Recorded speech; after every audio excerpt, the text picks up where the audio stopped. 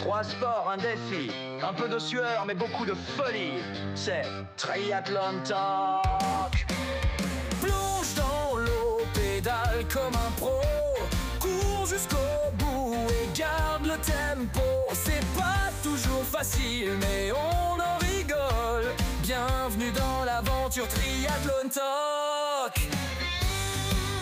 Et bien le bonjour très chers sportifs et sportifs, j'espère que vous allez bien, que vous allez avec patate et que vous êtes en train de planifier votre saison 2026. Oui, je sais, on est en novembre, il reste 2 mois, on n'a même pas passé Halloween à l'heure où j'enregistre. Vous, quand vous l'écouterez, Halloween sera passé, donc on sera déjà en mode full Noël. Mais on n'a pas passé Noël, on est déjà en train de parler des objectifs de l'année prochaine. Et oui, c'est le but de la planification. Aujourd'hui, on va parler de quelque chose que 90% des triathlètes font, mais rarement correctement, c'est planifier leur saison. Je vais essayer de vous expliquer pourquoi est-ce que c'est un game changer, pourquoi est-ce qu'on peut avoir une progression plus fluide, moins de stress, moins de perfs, et des meilleurs perfs, et pourquoi est-ce qu'à l'inverse, sans planification, on peut avoir moins de perfs, de la perte de motivation, des blessures ou de la stagnation. C'est d'ailleurs ce qui m'a amené à être coach, moi, à la base. Je planifiais mes saisons et j'aimais comprendre comment est-ce qu'on structurait différentes séances d'entraînement entre le micro, donc la séance, le temps de récup, le nombre de répétitions, jusqu'à globalement l'objectif principal et les différents cycles qu'on peut retrouver dans une année. Donc pour moi, j'ai vraiment cette vision-là où planifier une saison, c'est comme un peu construire une maison. Tu peux pas réussir à poser le toit si t'as pas coulé les fondations. C'est Baptiste Chassagne qui a dit ça là, avant de remporter la Diag il y a 1 an et demi de ça. Il travaillait sans trop d'objectifs. Tout le monde lui disait bah, t'es passé pro, t'as signé chez Nike, pourquoi tu t'enchaînes pas les courses pour pouvoir avoir de la rému. Il fait non, parce que moi je suis pas en train d'essayer de monter le plafond, je suis en train de remonter le seuil du plancher pour pouvoir avoir une maison qui soit vachement plus stable et vachement plus haute. Résultat, 1 an et demi après, il gagne la Diag. Ça, c'est pour le petit parallèle trail dessus. Et on va voir aujourd'hui ensemble comment est-ce qu'on peut bâtir une saison de triathlon intelligente, adaptée à toi, et surtout pour qu'elle soit durable et que tu prennes du plaisir. Ça reste l'objectif numéro 1. Ne l'oubliez jamais. Prenez un maximum de plaisir et essayez de kiffer votre saison. On est là pour se mettre des objectifs ambitieux, pour se sortir les doigts et douiller et aller chercher, mais on n'est pas là pour se mettre des objectifs parce qu'il faut se mettre des objectifs ou parce que Roger au club il s'est mis des objectifs. Ça, j'espère que tout le monde est au clair là-dessus. C'est l'essentiel et la base dessus. Moi, c'est Benjamin Elias, coach en triathlon, trail et course à pied. Ça fait maintenant 5 ans que j'accompagne des athlètes sur tout type de distance. Si tu ne me connais pas, bienvenue dans le podcast. Je vous ai partagé sur les 10 premiers épisodes ma préparation pour mon premier Ironman, celui des Sables d'Olonne. N'hésite pas à t'abonner, à laisser un commentaire et à me dire un petit peu ce que tu kiffes. J'ai encore reçu un retour incroyable, un message. Vraiment, j'ai l'impression d'exagérer et d'abuser à chaque fois. J'aurais dû le noter. Peut-être qu'au prochain épisode, je vous le noterai. Ce serait assez incroyable de pouvoir vous le lire. Je sais pas si c'est pas d'ailleurs impersonnel de le lire directement, ça sera à vous de me dire. Mais vraiment, je reçois des messages d'amour et ça me change d'Instagram où il y a vachement plus de haine. Du coup, c'est assez cool en vrai et je prends énormément de plaisir à tourner ces podcasts-là, à vous donner de la valeur et ça me fait plaisir de voir que ça sert. Donc n'hésitez pas au niveau commentaire, que ce soit sous le podcast, sur Instagram, si vous voulez me suivre, je vous mets tous les liens dans la description. Évidemment, sur Insta, sur YouTube, j'essaye de créer un maximum de contenu et pour qu'il y ait de la plus-value. Sur Insta, c'est un peu plus fun pour le côté marrant et pas prise de tête du sport. Le podcast, c'est vachement plus sérieux et YouTube, globalement, je fais un peu de tout, du test produit, du vlog. Bref, voilà pour ma partie. Tant que j'ai ton attention, parce que ça fait que 5 minutes que ça a commencé et je sais que vous avez l'attention d'une crevette. Mais on va commencer direct avec une punchline. Vous avez beaucoup aimé il y a 2 épisodes mes punchlines de rap. J'ai bossé, j'ai préparé des punchlines et on est parti. On commence direct avec une punchline. Une saison sans plan, c'est comme un Ironman sans pacing. Tu finis, mais tu finis cassé. J'ai pas dit qu'elles allaient toutes être bien. J'ai dit que j'avais tenté d'écrire des trucs et de mettre un peu de rythme dedans. Ça me fait marrer. C'est voilà, sans plus. On va regarder surtout la planification. On va regarder comment est-ce qu'on structure tout ça. On est parti. Comprendre dans un premier temps les bases de la planification, c'est le plus important. Je vais essayer ici de vulgariser et d'expliquer très simplement Comment est-ce que ça fonctionne, la planification? Comment est-ce qu'en tant que coach, on utilise cet outil-là? Et comment est-ce que vous pouvez aussi l'utiliser personnellement? À savoir que de base, je faisais n'importe quoi. Quand j'ai commencé à mes 15 ans, je suivais quelques séances au club. Quand j'allais courir ou rouler à côté tout seul, bah, je faisais un peu ce que j'avais envie à la bonne franquette. Et c'était pas forcément le plus efficace. Petit à petit, j'ai commencé à structurer. Je suis passé sur un PDF. J'étais sur Excel, je faisais mes petits tableaux et tout que j'exportais en PDF avec mes séances. C'était moche, c'était pas fluide, mais au moins j'ai commencé à poser, à jeter les bases d'un plan d'entraînement réellement, d'une planification. Et c'est rien d'autre que fixer une date pour ton objectif. En gros, si t'as pas de date pour un objectif, par exemple, que tu veux te lancer sur Ironman, on va y revenir, on va en reparler de cet objectif Ironman full. Mais si par exemple ton objectif c'est de faire un Ironman full, il faut te mettre une date, il faut te dire ok, je ferai celui des Sables d'Olonne en 2026 ou en 2027, celui de Tours en 2026, celui des Sables d'Olonne potentiellement en 2027, ils vont peut-être re-switcher, ou je veux faire l'Ironman d'Hawaï et me sélectionner pour les championnats du monde d'ici 3 ans. Je me laisse 3 ans pour planifier toutes mes 3 saisons à venir pour perfer sur Ironman, pour pouvoir choper une qualif et partir à Hawaï.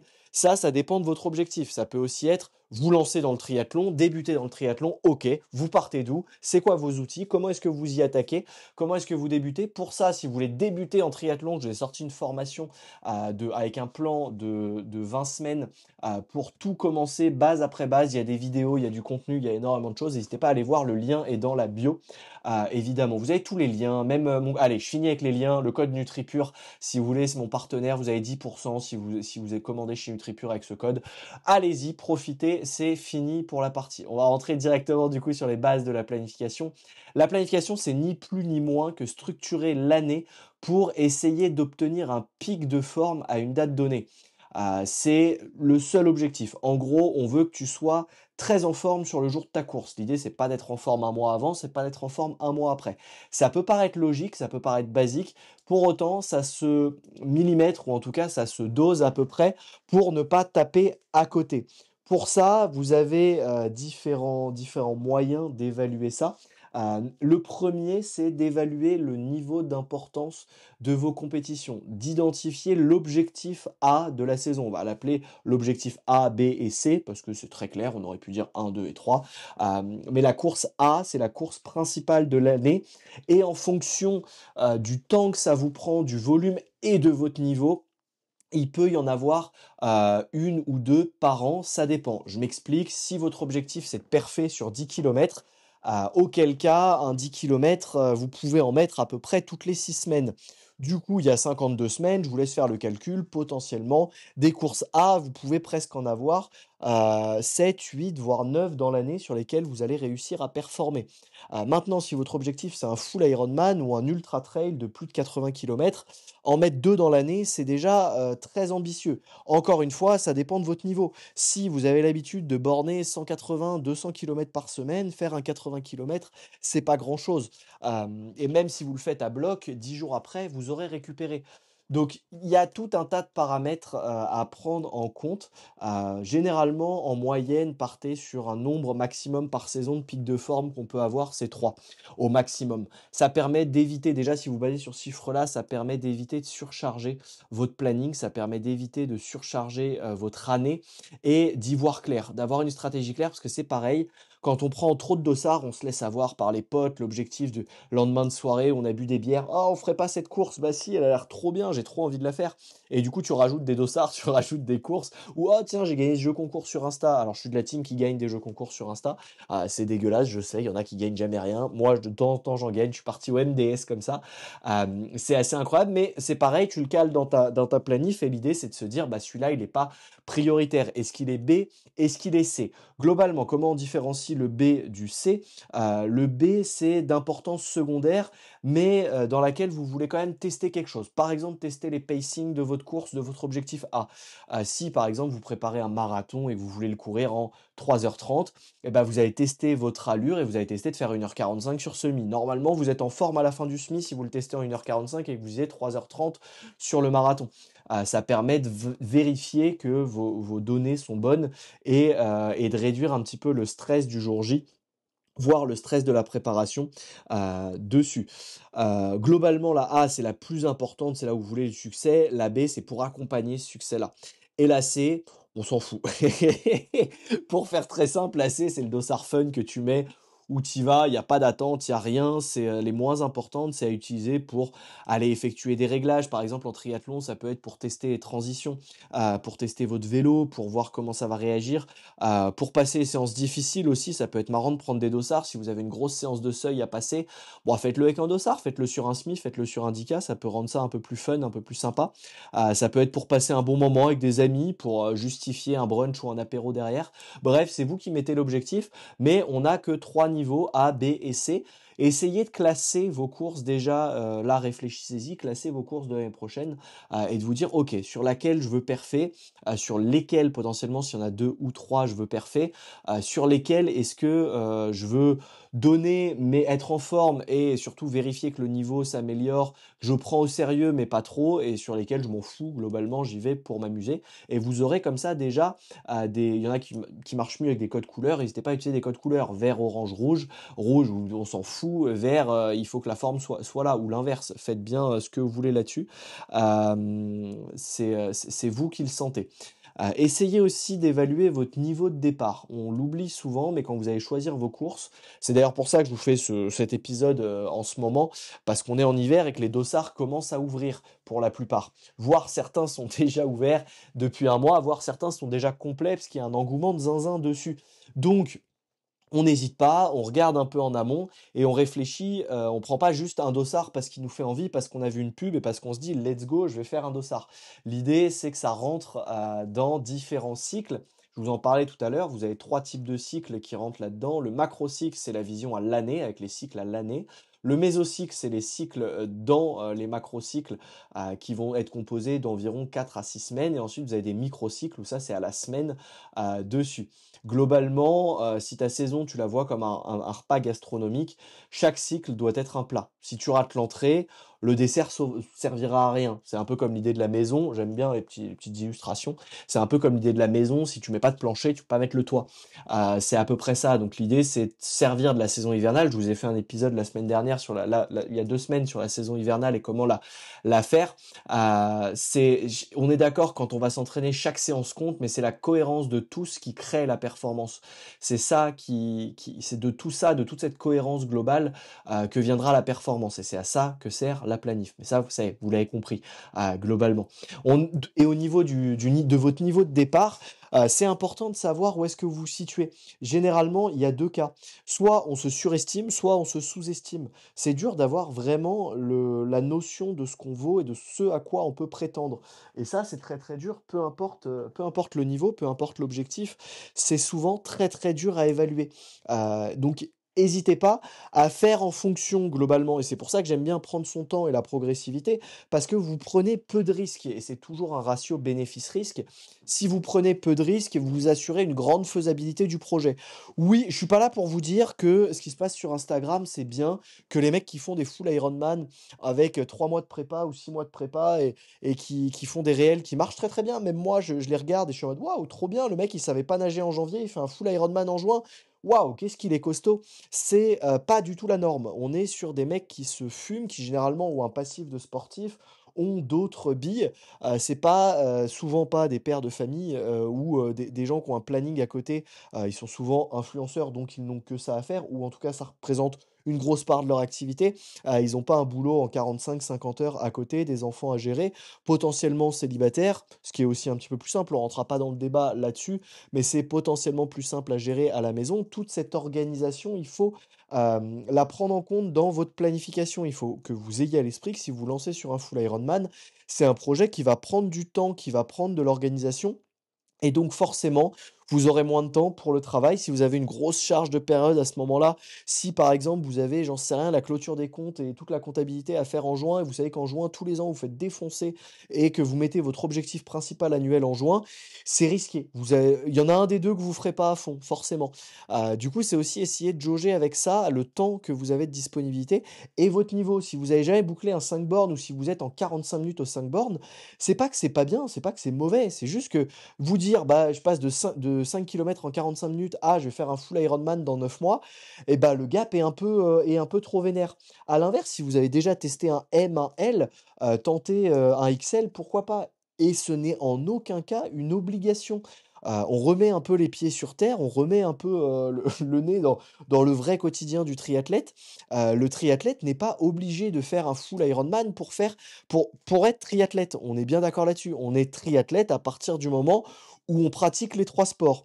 Il y a même pas besoin de faire de compète. Tu as même pas besoin d'aller prendre un dossard. À partir du moment où dans ta semaine, tu vas nager une fois, tu vas rouler une fois, tu vas courir une fois, par définition, tu es triathlète. C'est pas moi qui le fais, c'est la définition du triathlète. C'est quelqu'un qui pratique les 3 sports.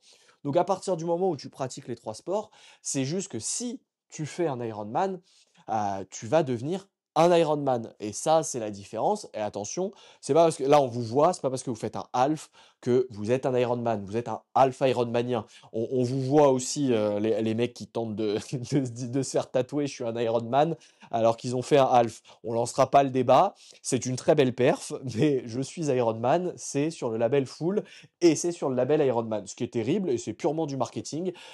Mais ils ont réussi à gérer cette règle-là, à leur sauce. Bien joué au niveau marketing les gars, 800 € le dossard. On ne rentrera pas dans ce débat. Tu l'auras donc compris, il faut essayer d'évaluer ton niveau de départ, le temps de dispo et les ressources que tu peux allouer à cet objectif et les différents objectifs que tu veux te mettre dessus. Donc on commence comme ça. Ça, c'est la base, c'est le premier entre guillemets «plancher». Maintenant, comment est-ce que vous structurez ça? Comment est-ce que vous pouvez avoir un ordre d'idée, du temps que ça va prendre, dessus? Moi, j'aime bien pour vous donner un ordre, on est sur un ordre d'idée, hein. Ça dépend des profils, ça dépend de tout un tas de facteurs, mais globalement, les fondations, ça prend au global, hein, de façon, on va dire que vous partez de rien. Vous avez 1 à 4 semaines de reprise, en partant du principe que vous avez coupé et que voilà, c'est le retour de la saison, vous reprenez un entraînement. Fondation 1, 2, 3 dans les mésocycles, donc vous allez développer par exemple votre VMA, c'est à chaque fois 3 4 semaines, 3 4 semaines, 3 4 semaines, ce qui nous amène, allez, on va prendre 4 semaines, parce que moi je fonctionne sur des cycles à titre perso, de 3 semaines de montée en charge, 1 semaine de récup, donc 4 semaines. Vous avez déjà 3 fois 4 semaines, vous avez 12 semaines, plus la reprise d'1 à 4 semaines.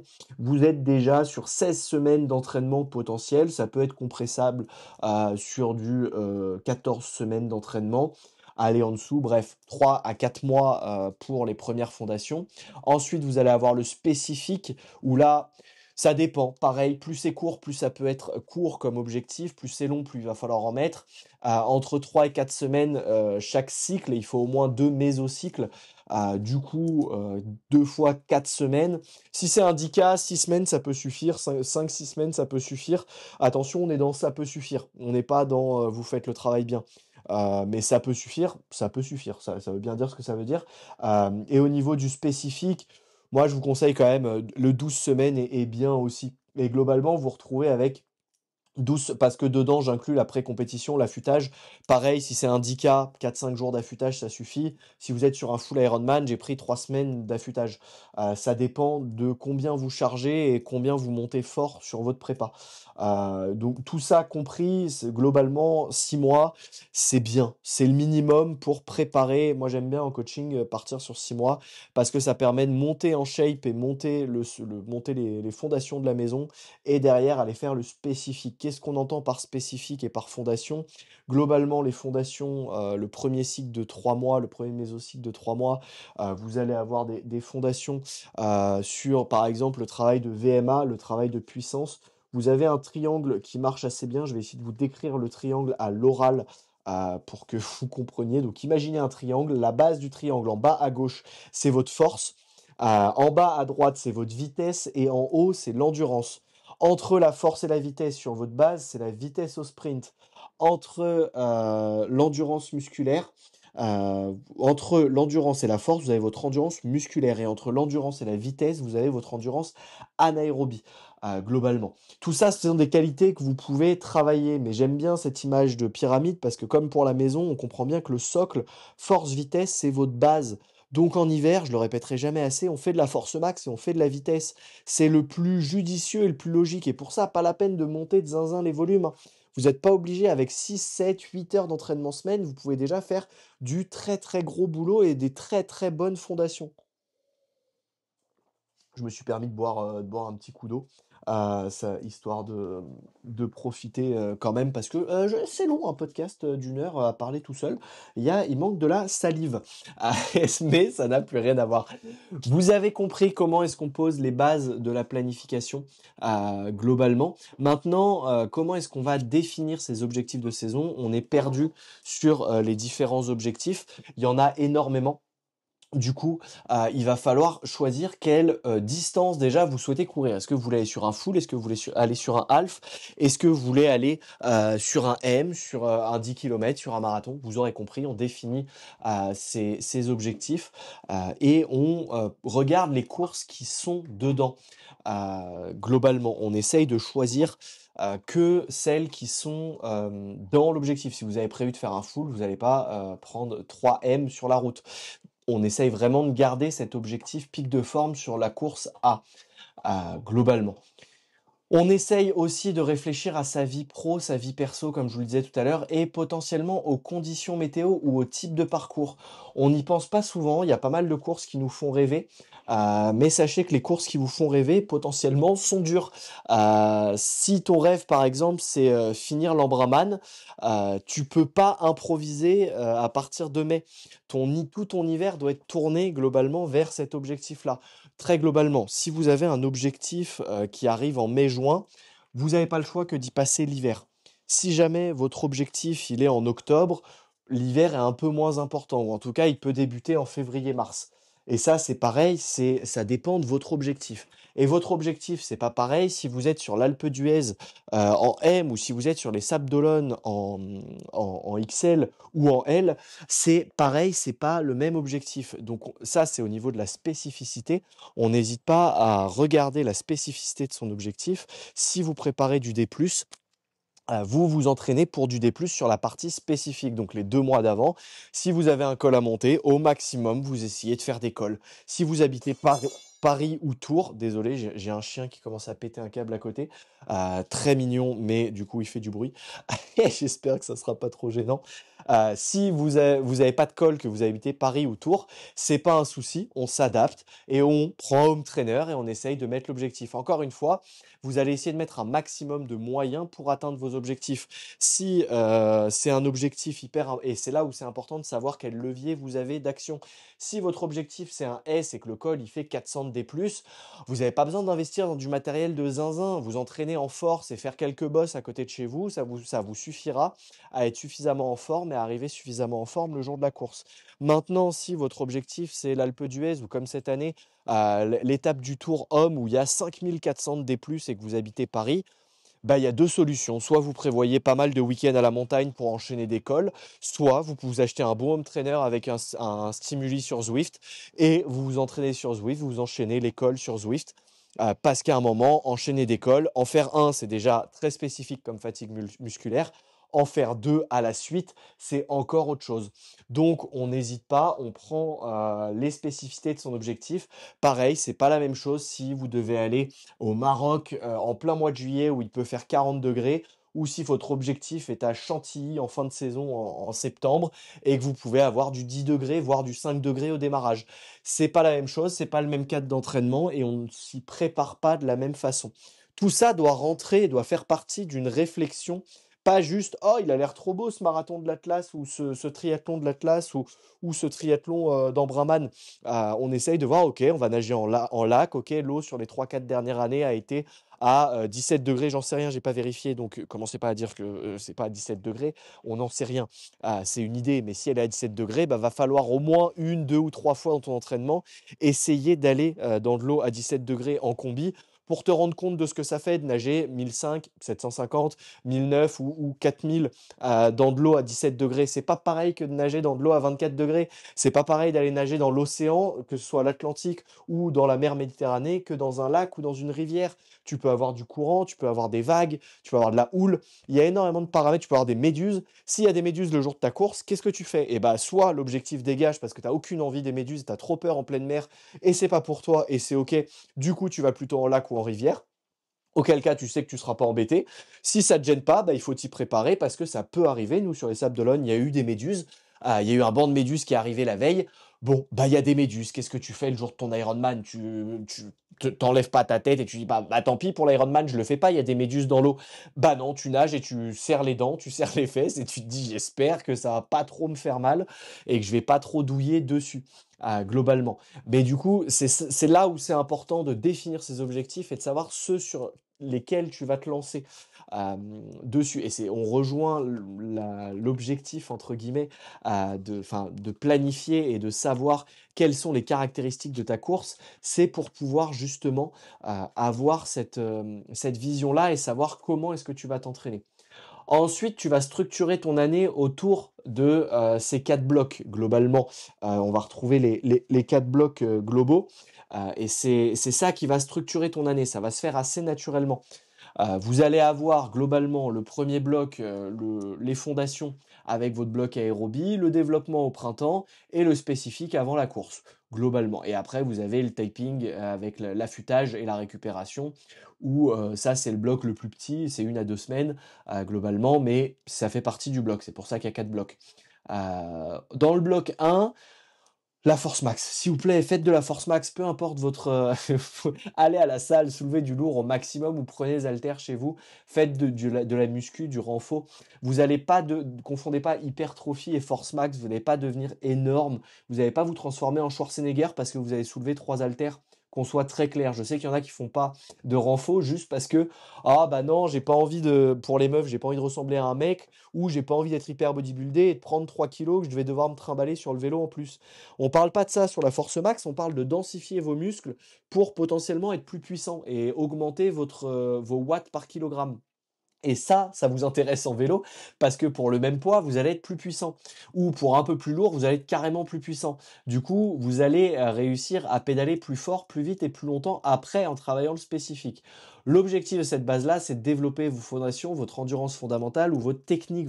N'hésitez pas à mettre de la technique quand vous faites de la force max aussi. Vous pouvez derrière faire par exemple des gammes. Ça peut être très intéressant en transfert. Essayez de s'appliquer à faire des belles gammes ou des beaux gestes techniques. Vous mettez sur un banc et vous essayez de faire, après avoir travaillé les grands dorsaux, vous essayez de faire des beaux mouvements de natation allongés sur un banc. Et vous allez voir que c'est pas si simple et ça permet de faire un transfert de force max dessus. Vous avez énormément de façons de travailler là-dessus. Je pourrais vous donner des exemples à tire-larigot. Mais moi, ce que vraiment, vous l'aurez compris, ce que j'aime bien, c'est la force max, le gainage et la vitesse pendant la partie hivernale. C'est vraiment cette période où tu poses des briques. C'est pas l'objectif d'aller vite ou d'aller longtemps, mais de préparer la machine à performer plus tard. N'oubliez pas qu'en triathlon, la patience est une arme de destruction massive. Ouais, c'est à peu près ça. Et vous savez que c'est un sport de patience si vous pratiquez. C'est comme la course à pied. C'est pas parce que vous y mettez 2 semaines à fond et que vous arrêtez, il va rien se passer. 2 semaines à fond et vous arrêtez, il va rien se passer. Vous aurez juste transpiré pendant 2 semaines et pris un risque de blessure. Là, l'objectif, c'est vraiment d'avoir cette vision sur 6 mois, sur 1 an, année après année, saison après saison, et vous dire, ok, mon objectif final, c'est un Ironman. Ce que je vous disais sur le podcast où je vous parlais de mon Ironman, moi, l'objectif, depuis que j'ai 8 ans, l'Ironman me fait rêver. Alors, est-ce que j'ai posé les premières briques quand j'avais 8 ans? Bien sûr que non. Mais quand j'ai commencé à faire du sport, ça a toujours été dans l'idée de devenir un peu plus fort, un peu plus endurant, un peu plus athlétique, pour pouvoir un jour prétendre faire un Ironman et le faire finalement, idéalement avant mes 30 ans, et c'est ce qui a été fait, mais il y avait un objectif, il y avait une vision long terme. Il y a une vision long terme, il y a une vision moyen terme, il y a une vision court terme, et c'est comme ça que vous structurez votre année exactement comme un projet au boulot ou comme un projet de développement perso que vous auriez à côté de skills, etc. Il vous faut un objectif. Deuxième bloc, le développement. Le but, c'est d'hausser le niveau, commencer à introduire quelques intensités. On ne cherche plus forcément à être rapide, mais on commence à développer son endurance, sa VO2 max. On commence à transférer le travail de force et de vitesse vers du spécifique, mais pas encore dans le spécifique, mais on est vers un transfert des qualités qu'on a travaillées en hiver vers le spécifique. En gros, on a mis les fondations et là on commence à mettre les murs. Mais on n'a pas mis le toit pour autant, donc s'il pleut, t'es pas encore hyper bien dans ta maison. Le but, c'est le troisième bloc qui va te l'apporter, c'est le spécifique. L'objectif, c'est de reproduire au maximum les conditions de course. Ça, on a dit, c'était 2 mois avant la course. On simule tout, la nutrition, les transitions, la gestion de la chaleur, du D+IA, les allures, les tenues, l'équipement. Tout ça doit être millimétré. Le but, c'est de laisser le moins d'aléas possible sur cette période-là, de tout connaître, de savoir ce que vous allez manger, ce que vous allez boire, en quelle quantité, à quel moment, etc. pour pouvoir éliminer au maximum les aléas le jour de la course. Et le dernier bloc qui est le plus court mais le plus important à mon sens parce que beaucoup le mettent trop tard et font très peu de temps d'affûtage ou de tapering, taper, appelez ça comme vous voulez si vous voulez parler anglais. Moi l'affûtage j'aime bien, l'idée c'est vous avez le couteau, maintenant faut qu'il coupe. L'objectif c'est vraiment de libérer votre potentiel accumulé, c'est les 2 semaines pré-course où l'objectif c'est de performer sur la course et rien d'autre. Vous avez aucun autre objectif que celui-là sur les 2 semaines ou la semaine d'affûtage. La seule règle à avoir, c'est objectif, c'est la course, on réduit le volume, on garde l'intensité et on soigne son mental. Manger, dormir et boire. Globalement, c'est tout ce que vous avez à faire sur l'affûtage. Et vraiment, l'erreur hyper fréquente, c'est trop s'entraîner à 10 jours de la course. À 10 jours de la course, le travail il est déjà fait. Le gain bénéfice-risque d'essayer d'aller caler une autre séance VMA, une autre séance PMA ou une séance d'allure, juste pour se rassurer, pour essayer de se mettre une séance en plus dans la mouille. Oui, d'accord, très bien, ça va te faire du bien, peut-être au mental, ça va te rassurer, mais en tout cas au niveau du corps, tu vas de un pas récupérer, générer de la fatigue et potentiellement pas être en forme le jour de ta course et ça, c'est pas ce qu'on veut. Donc l'affûtage, c'est vraiment un bras de fer mental entre toi et toi-même où l'idée, c'est, de réussir à te dire: «OK, let's go, l'objectif, c'est la course, c'est plus ces 10 jours-là. Je dis 10 jours, vous l'avez compris, on est sur la période d'affûtage, ça dépend de votre objectif. Plus l'objectif est gros, plus l'affûtage est conséquent. Et plus la prépa a été grosse pour vous et dure à digérer, il vaut mieux mettre 1 ou 2 jours en plus de récup pour pouvoir libérer votre potentiel. Ok? Tout ça, tout ce que je vous ai dit, c'est extrêmement théorique. C'est quelque chose de gros qui correspond à peu près tout le monde, mais du coup à peu près personne aussi. Donc l'objectif, c'est de l'adapter en fonction de ton profil, de ton objectif et du temps que tu as de dispo. L'organisation, c'est la clé. Globalement, monter sur full Ironman en 10 heures d'entraînement semaine, c'est faisable. Il y en a qui l'ont fait. Aller chercher une perf avec, il y en a qui l'ont fait. On est à la marge quand même. On est sur une quantité de triathlètes très faible. Et si vous voulez faire un full Ironman, le volume est le premier socle inhérent à la discipline. Évidemment que si vous roulez pas 180 bornes une seule fois de la prépa et que vous découvrez la distance 180 bornes sur votre Ironman, ça va être compliqué. Et 180 bornes en prépa, bah ouais, t'y passes ton samedi, t'y passes toute ta journée, et du coup, t'es pas là pour les devoirs des enfants, pour les activités périscolaires, pour les courses, pour le ménage, parce que t'es parti à 6 heures du mat, ça t'a pris 6, 7, 8, 9, 10 heures en fonction du D+, que tu mets dedans et de la spécificité de ta course. Du coup, tu rentres, bah il est 16 heures, 17 heures, t'es grillé, tu prends une douche, tu manges un plat de pâtes. Oh bah ça glisse en sieste, tu peux forcer un peu, mais la journée elle est finie, elle est flinguée globalement. Du coup, c'est important de savoir quelles sont tes ressources à dispo, mais pas que. L'idée, c'est aussi de savoir quel profil est-ce que t'es. On a tous, à chaque fois, généralement, les triathlètes, vous êtes là, j'aime pas nager, je suis une brique en natation. Et c'est la majorité des triathlètes, on n'est pas fan de nager, on préfère courir ou rouler. C'est pas ça la question. La question, c'est OK, t'aimes pas nager, c'est ton défaut. Bah, sur la partie des fondations, on va plutôt axer natation, mettre un gros pôle natation, puisque tu as moins besoin de développer la course à pied et le vélo, et on va plutôt développer tes qualités de nageur. On va essayer d'aller chercher à faire de toi un excellent nageur. Mais ça, c'est pareil, ça correspond à une stratégie, à une réflexion globale. Par exemple, j'ai un mec, un athlète que j'ai coaché cette année, un nageur éclaté au sol, je donnerai pas de nom, me demandez pas, il le sait, je le sais, on le voit sur les stats, mais ça lui va. Il est OK de partir en brasse, de pas faire l'effort d'aller nager. On peut dire faut triathlète, faut aimer nager, nanani, nanana. Oui, ça fait partie de l'ambiance du triathlon. Cette année, sur son objectif, ça faisait partie de sa stratégie globale de course et ça faisait partie de sa stratégie d'entraînement. Je dis pas que je suis d'accord avec cette stratégie d'entraînement. Je dis qu'on en a discuté et que l'argument de ouais, mais en vélo, je suis à 200 watts de FTP, je pense que je peux gagner 20 ou 30 watts et du coup aller chercher 20 minutes sur mon Alpha Ironman, alors que si je m'entraîne tout l'hiver en natation, bah, je vais gagner 5 minutes. C'est vrai qu'en pesant le pour et le contre, alors évidemment, on a quand même fait le travail en natation, on a quand même essayé un petit peu de mettre des billes en natation et quelques trucs, mais c'était pas le plus important. L'objectif numéro un, c'était vraiment de progresser en vélo parce qu'il savait qu'il n'était pas assez puissant en vélo, il manquait de puissance dans les cuisses et qu'il avait plus intérêt à gagner, parce que c'est aussi une réalité. Ton gain et le plus gros levier que vous avez à activer, c'est le vélo dans un premier temps. Si vous êtes un cycliste éclaté au sol mais très bon nageur, vous aurez un chrono global qui sera moins bon que des mecs qui sont piètres nageurs et moyens cyclistes. Parce que le vélo, c'est ce qui fait votre chrono globalement à 60-70% de votre triathlon. C'est ce qui fait votre chrono. Alors ça dépend évidemment des disciplines, on pourrait rentrer dans les détails. Encore une fois, c'est un podcast où on aborde de façon globale les sujets. Donc on évite de rentrer dans chacun des détails perso et propres. Oui, évidemment, si on rentre dans ton détail propre, c'est bien pour ça que je vous dis qu'il faut adapter en fonction de vous. Pareil, tu en as qui ont jamais couru, qui à l'inverse sont nageurs et cyclistes. Ça leur pose pas de problème, ils adorent rouler. J'en ai qui adorent faire des bornes sur home trainer, je ne les comprends pas personnellement, mais ils adorent borner sur home trainer. Bah trop bien, on va borner sur home trainer et puis on va faire un vrai travail de course à pied. T'as le socle aérobie, un peu comme ce qu'on discutait la semaine dernière avec Louis, où il s'est blessé, il était cycliste pro, il est passé triathlète, il voulait devenir triathlète pro, et bah, il s'est blessé sur son début de course à pied parce qu'il a chargé trop violemment.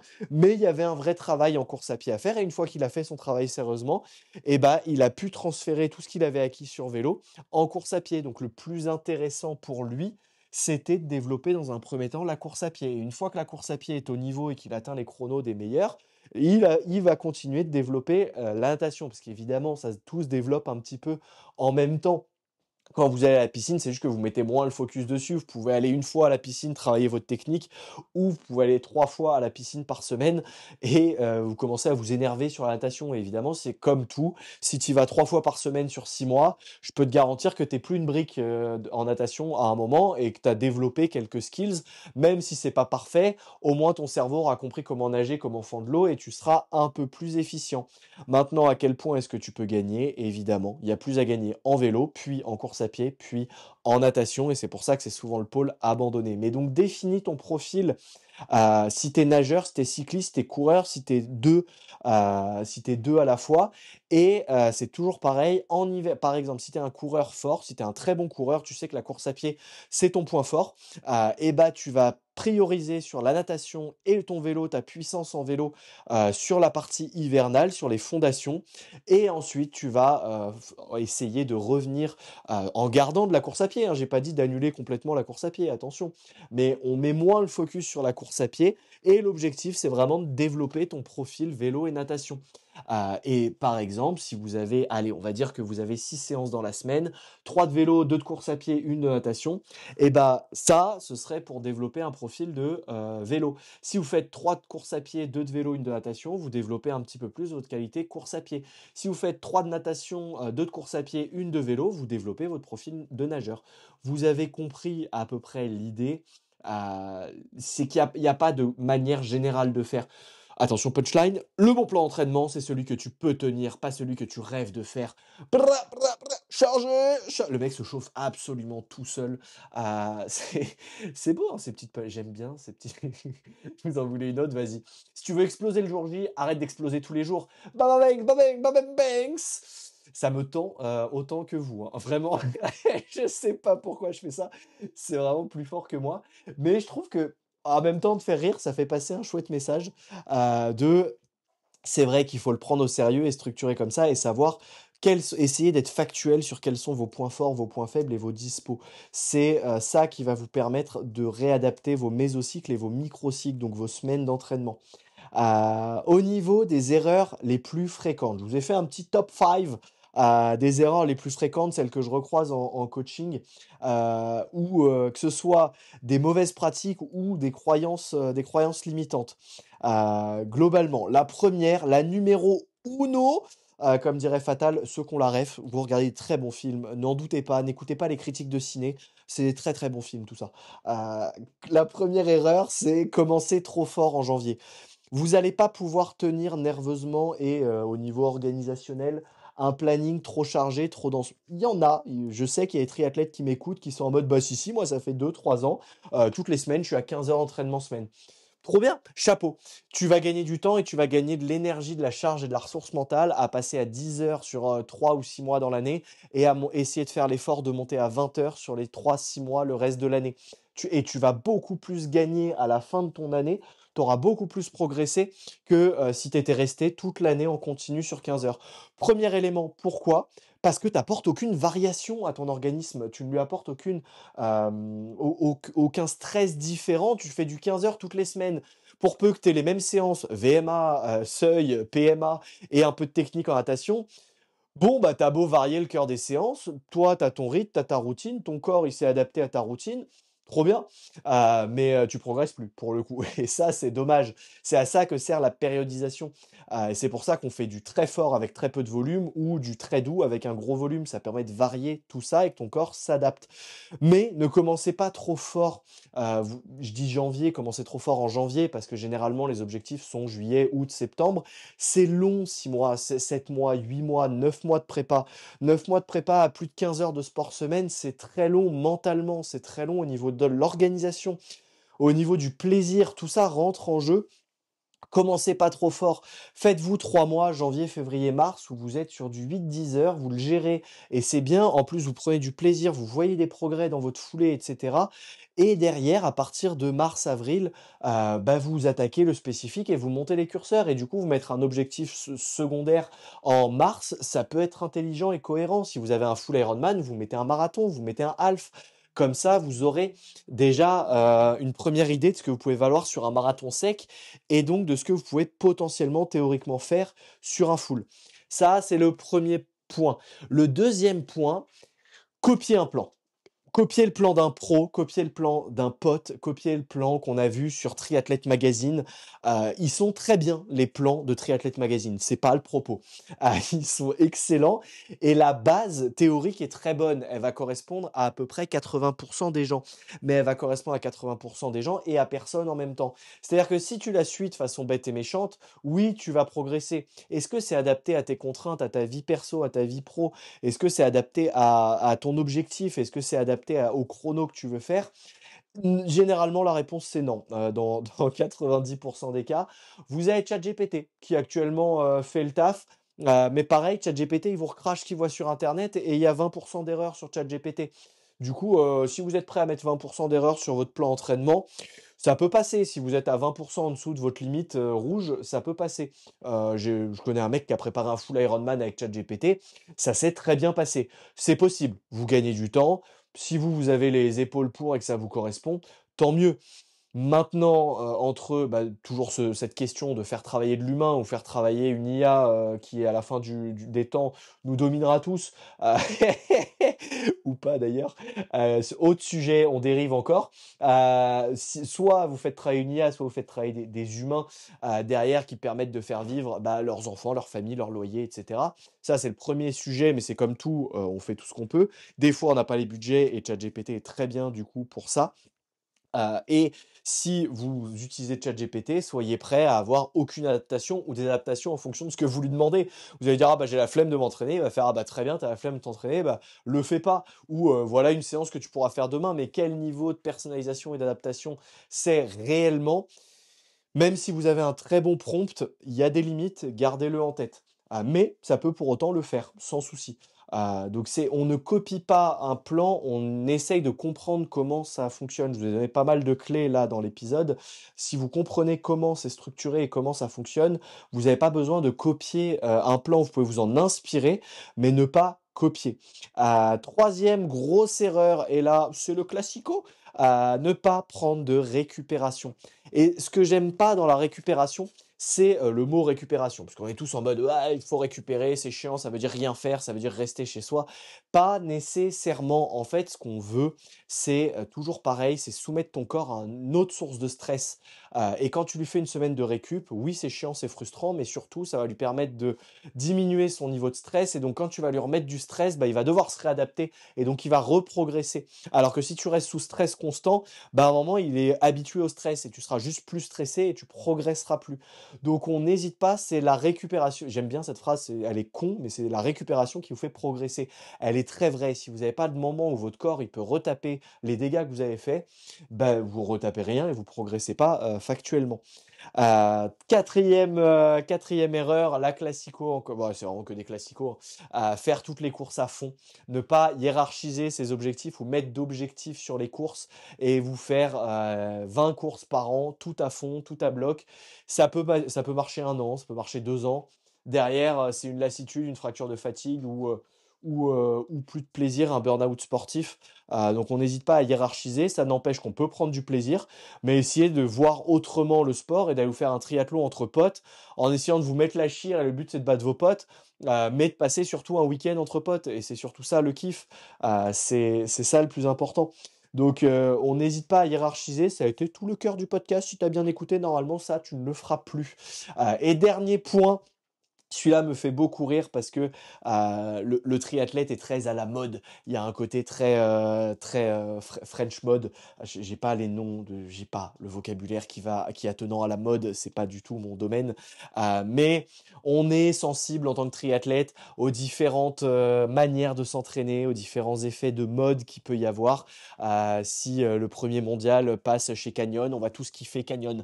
Il y a un côté où on est comme ça sert pas à grand chose de le nier. En tout cas, moi je suis comme ça et je ressens que beaucoup d'entre nous sommes comme ça. On n'est pas tous comme ça, jamais de généralité, mais dans l'idée on est comme ça. Vous laissez pas avoir par cet effet de mode et où est-ce que je veux en venir, c'est changer de méthode toutes les 3 semaines. Parce que vous avez vu la méthode norvégienne et que le mec et Blumenfeld a tout niqué et il a réussi à gagner les mondiaux et trop bien. Et comment il fait? Il fait du double entraînement quotidien avec du seuil le matin et du tempo l'après-midi. Ok, il a fait ça, ça doit marcher, je vais faire ça. Michel, si tu fais 1h15 au 10K, ça ne sert à rien de faire du double séance quotidien, tu vas te blesser.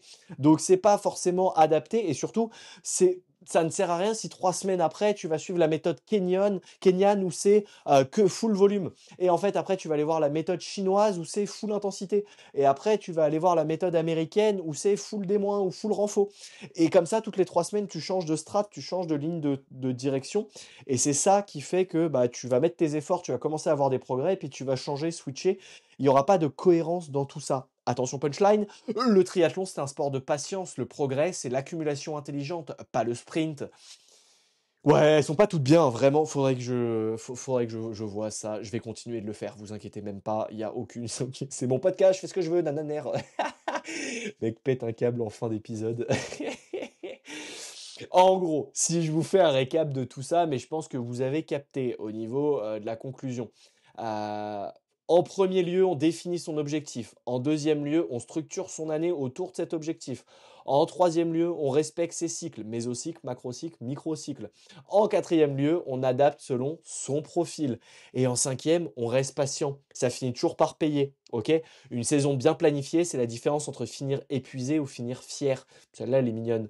Et si tu veux aller plus loin, t'hésites pas à me contacter, moi ou un autre coach, à regarder pour des plans d'entraînement personnalisés, pour bâtir ta saison. Tu peux même m'envoyer un message, on en discute sur ta façon de faire, pour voir comment est-ce que tu peux structurer ça de façon intelligente. Donc n'hésite pas, tout est en lien dans la bio de mon podcast. J'ai commencé comme ça, tu le sais. Donc on n'hésite pas. N'hésite pas aussi vraiment, je vous invite à m'envoyer des DM sur ce que vous en avez pensé, si vous avez aimé, pas aimé, quel épisode vous avez kiffé, qui vous voudriez avoir, quel sujet vous voulez que j'aborde aussi. S'il y a des sujets qui vous bloquent, dites-vous que vous n'êtes pas tout seul et que ça peut être intéressant à traiter. Donc n'hésitez pas à m'envoyer, je prends toutes les recos, un épisode de podcast par semaine. Il y a des fois, je suis un peu à court d'idées, donc n'hésitez pas à m'envoyer des profils de triathlètes. On évite de m'envoyer Cassandre Beaugrand et Vincent Louis, je les ai déjà DM 62 fois et ils répondent pas. Alors qu'est-ce que vous voulez que je fasse? Je vais essayer de les croiser un jour, j'adorerais les avoir. Je continue de travailler ma femme au corps pour essayer de faire un podcast avec elle. Elle va pas tarder à céder, ça arrive, c'est toujours dans les tuyaux. Mais voilà, n'hésitez pas si vous avez des idées ou des visions, je suis toujours preneur là-dessus. Merci à vous d'être toujours plus nombreux à vous abonner, à écouter le podcast et à le faire vivre. C'est vraiment trop cool. Moi, je prends énormément de plaisir à le faire et j'ai l'impression que ça vous aide, donc c'est full bénéf. Merci vraiment d'avoir écouté jusqu'au bout. Je vous souhaite un très bon entraînement, une très bonne saison. Commencez déjà à réfléchir à l'année prochaine pour avoir une saison intelligente. Je vous dis à la semaine prochaine pour un nouvel épisode de podcast. Pense à t'abonner. Ciao l'équipe, bye.